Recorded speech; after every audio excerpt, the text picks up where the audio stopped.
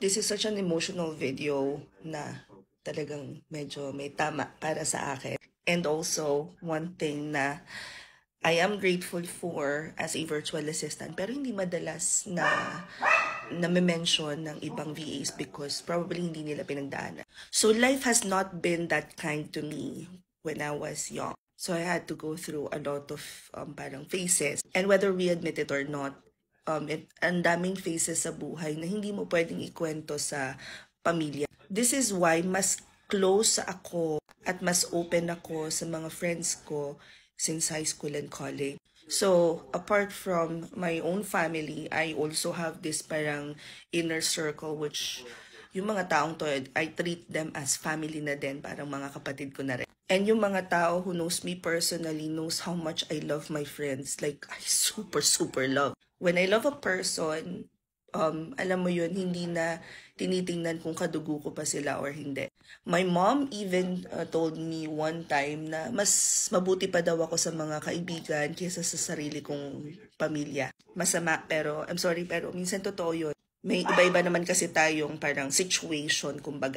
Now, yung video na yun, sobrang isa sa mga nagpaalala sa akin ng isa pa sa mga biggest why ko, why I wanted to start working from home because I want to go home to Quezon talaga. Kasi in 2006, nung matanggap ako sa BPO, ito yung start ng call center career ko, iniwan kong lahat. As in, alam lang ng mga kaibigan ko, pupunta ako ng Manila, mag-apply ako sa call center. They were checking up on me. Text pa lang nito guys, wala pang chat. So, they were calling me, checking up on me because alam nila nung time na yun na dumadaan ako sa depression. Tapos bigla na lang ako pumunta ng Manila.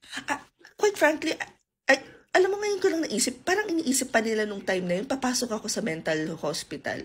Kasi ganun talaga, nandun ako sa stage na yon. Luckily, isang araw lang ako nag-apply. Like, one day application siya, natanggap ako and start na nung training the following day. So, hindi na ako nakauwi. Hindi ako nakapagpaalam. Hindi ako nakapagdala ng damit na isusuot para sa training. So, talagang bumili pa kami.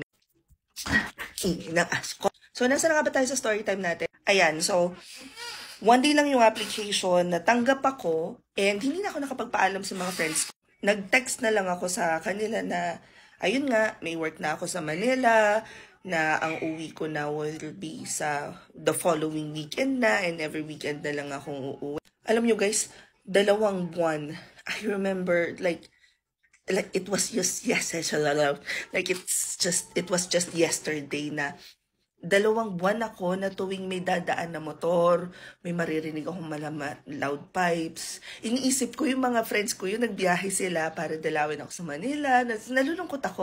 Pero tinanggap ko na lang na siguro kailangan ko rin talaga nun because, yun nga, masyadong matindi yung pinagdadaanan ko nung time na yun. Pero alam ko sa sarili ko na as soon as I have the opportunity to earn nang nandito ako sa Lucena, uuwi kagad ako ng Lucena. Kasi 'di ba yung mga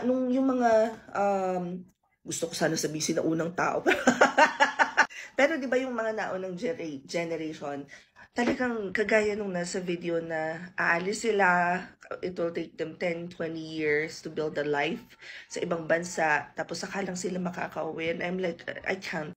So, isa sa mga biggest why ko kaya I want to start working from home is para maka-uwi na ulit ako dito sa Quezon, makapag-settle na kami dito sa Lucena. Kasi, ako yung tipo ng kaibigan na clingy pero hindi naman high maintenance. Like, maamoy lang kita na alam kung nandiyan ka sa kabilang barangay, okay na ako.